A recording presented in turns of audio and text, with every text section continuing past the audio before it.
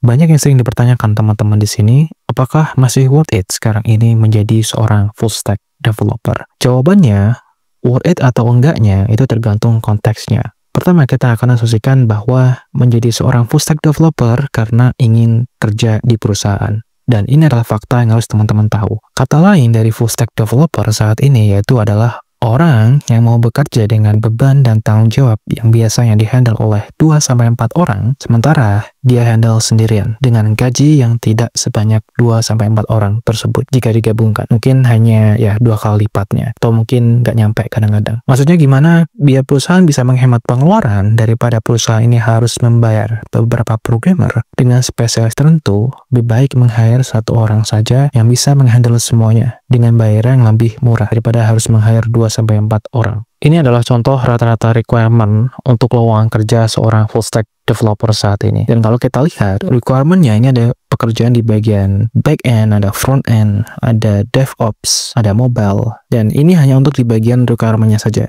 Biasanya setelah kita kerja masuk di perusahaan tersebut, beban kerja kita itu bisa lebih dari ini. Kita harus bisa ini, bisa itu, semuanya harus bisa. Dengan alasan biasanya atasan ngasih motivasi kamu jadi karyawan harus bisa berkembang. Padahal kalau kita artikan dengan bahasa lainnya adalah kamu harus bisa semuanya biar saya itu lebih untung. Jadi kalau tujuan menjadi full stack developer untuk bekerja di perusahaan, jawabannya sangat tidak worth it. Kenapa? Pertama adalah seperti yang sudah saya bahas sebelumnya, beban kerja kita makin banyak sementara bayarannya tidak sesuai. Soalnya itu kebanyakan yang meng-hire full stack developer itu adalah perusahaan kecil atau perusahaan yang baru memulai. Dan perusahaan yang baru mulai itu biasanya manajemennya itu agak buruk. Gak ada work-life balance, lebih banyak work-nya daripada life-nya. Sementara perusahaan-perusahaan besar itu biasanya jarang ada yang meng-hire full stack developer. Mereka lebih memilih meng-hire orang dengan spesialis yang lebih spesifik di suatu bidang tertentu, bukan yang general. Karena mereka lebih mementingkan kualitas. Dan di sini biasanya manajemen juga sudah baik dan gajinya pun tentu saja lebih besar. Perusahaan kecil itu bagus. Bagus kalau teman-teman itu ingin cari pengalaman, tapi bukan untuk cari duit.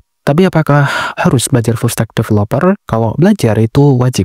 Bahkan bila perlu kita harus bisa semuanya. Tapi usahakan ada satu bidang yang kita harus benar-benar menguasai, sangat mendalam di bidang itu. Dan menjadi full stack developer sangat diwajibkan. Apalagi kalau teman-teman ingin kerja freelance atau bikin startup sendiri yang dimana kita kerjainnya tuh sendirian, tidak bersama tim. Karena softwarenya nggak akan jadi kalau kita bisanya cuma di satu bidang saja. Jadi kesimpulannya adalah full stack developer itu bagus kalau teman-teman ingin kerja freelance atau bikin startup sendiri. Tapi kalau kerja di perusahaan, jawabannya sangat tidak worth it. Tapi kalau teman-teman benar-benar ingin kerja di perusahaan, lebih baik cari kerja remote dan kalau bisa cari kerja dengan kerja di 1 atau 2 perusahaan dengan skill yang kita miliki di masing-masing bidang tersebut daripada kita kerja di satu perusahaan dengan semua skill yang kita miliki. Terima kasih sudah menonton video ini hingga selesai. Jangan lupa klik tombol subscribe-nya dan sampai jumpa di video selanjutnya.